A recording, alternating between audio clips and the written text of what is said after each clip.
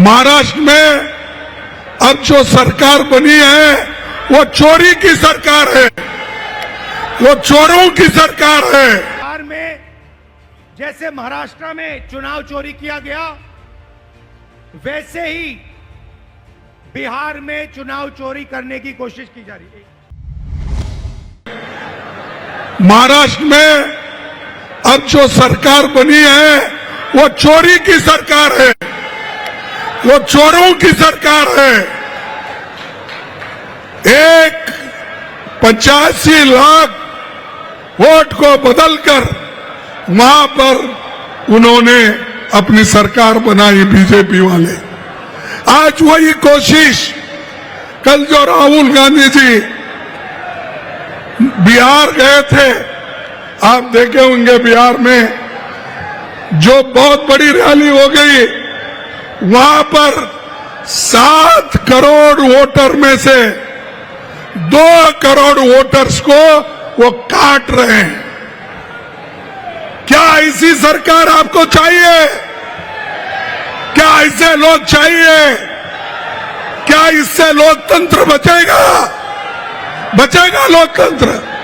तो ऐसे गद्दारों को हम निकाल देना चाहिए, उनको सबक सिखाना चाहिए। अगर आप सबक नहीं सिखाएंगे, अपने पैरों पे आप कुराड़ी मार लेंगे। भाइयों और बहनों, बीजेपी पूरे देश में संविधान पर आक्रमण कर रही है।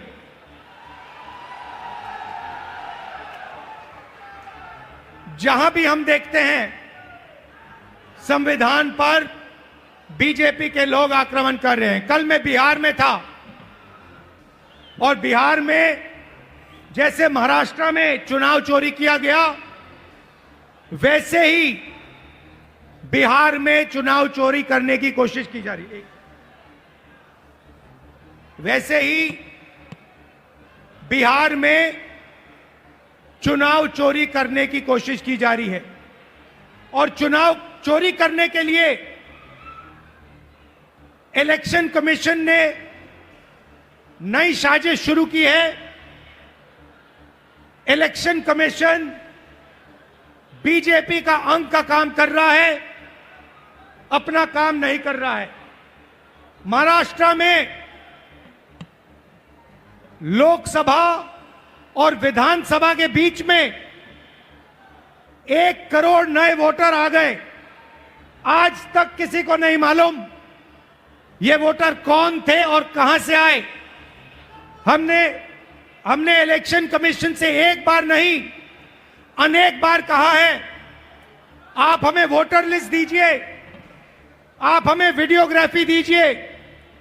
इलेक्शन कमीशन नहीं देता है और जो चोरी महाराष्ट्र में हुई, वही चोरी फिर से ये लोग बिहार में करने जा रहे हैं। कल मैं बिहार गया, इंडिया गठबंधन के नेताओं के साथ हमने कहा कि बिहार में हम इलेक्शन कमीशन को बिहार का चुनाव चोरी नहीं करने देंगे, बीजेपी को चुनाव नहीं चोरी करने देंगे।